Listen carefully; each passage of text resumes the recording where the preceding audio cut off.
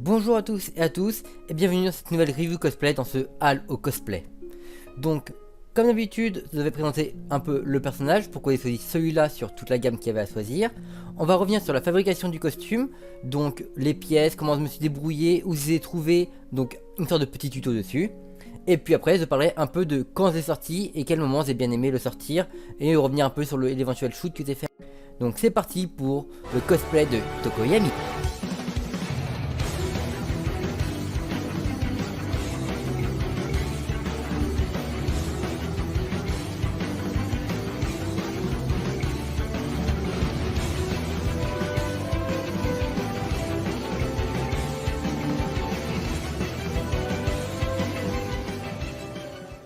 Donc le choix du personnage. Donc déjà quand j'ai commencé à regarder My Hero Academia, il y avait déjà la saison 2 qui était déjà sortie, la saison 3 était en train de sortir. Et quand j'ai maté ça, je me suis dit tiens je ferais bien un cosplay de l'univers, mais il n'y avait pas trop de personnages très attachants. Pas de personnages qui m'intéressaient plus que ça vraiment dans l'univers. Un qui me tient vraiment à cœur comme par exemple Yugi dans Yu-Gi-Oh! Ou comme Grace Saiyaman ou Goku dans Dragon Ball. Là donc j'ai rematé plusieurs fois l'animé parce que j'ai dû le voir des épisodes à la télé qui redondaient. Et j'ai fini par prendre un peu accroche pour Tokoyami.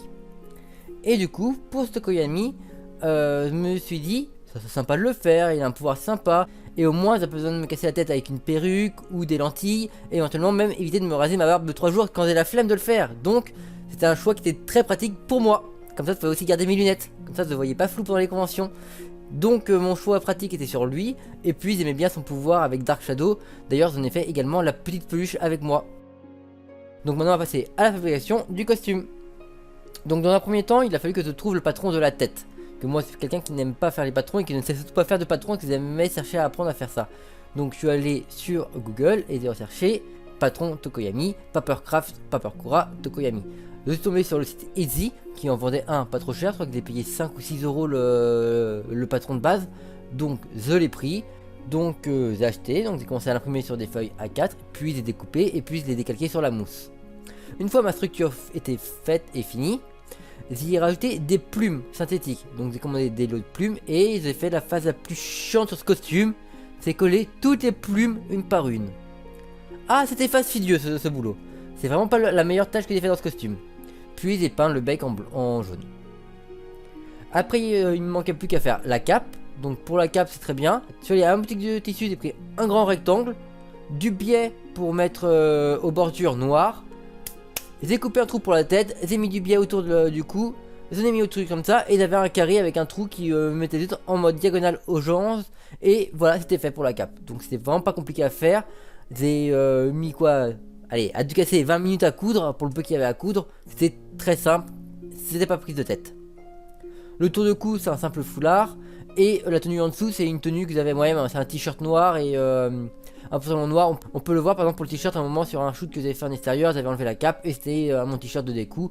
Voilà, donc c'était pas trop cassé la tête pour le faire. Et pour les chaussures, bah la première sortie était en basket et après mon frère m'avait redonné un cosplay de Sacertieux de Star Wars et il y avait les bottes assez hautes. Donc j'ai repris cette botte là qui allait très bien avec le costume. Donc voilà. Voilà pour la fabrication du costume qui était quand même assez simple. Donc au niveau des accessoires, il me fallait absolument un Dark Shadow. Évidemment, on fait pas un Tokoyami sans un Dark Shadow pour son pouvoir. Je voulais absolument le faire pour justement avoir ça en plus pour me démarquer un peu plus des autres cosplayers de Tokoyami. Donc ce que j'ai fait, c'est que j'ai repris le patron de base, les grosses lignes de Tokoyami pour refaire la tête de Dark Shadow.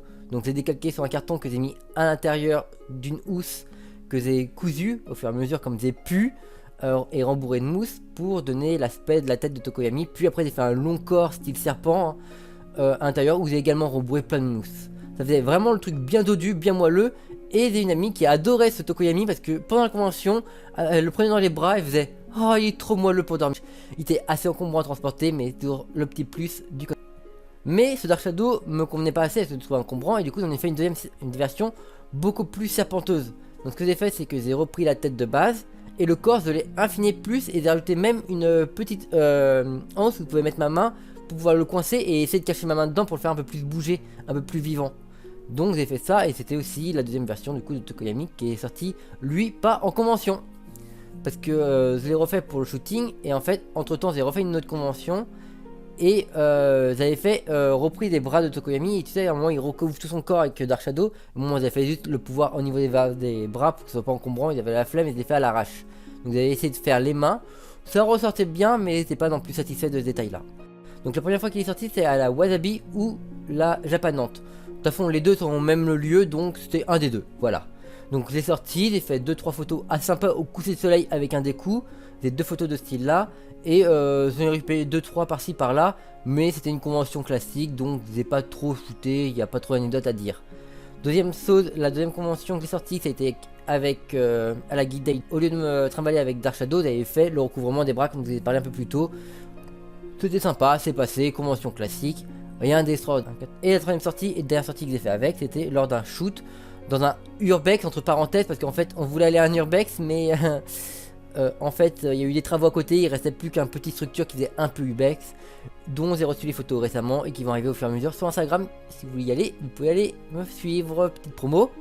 Et en gros c'est là où je me suis un peu amusé avec mon photographe, où là par contre du coup j'ai pas forcément en mode pouvoir sur moi, mais j'ai fait quelques photos qui étaient plutôt sympas dans le lieu.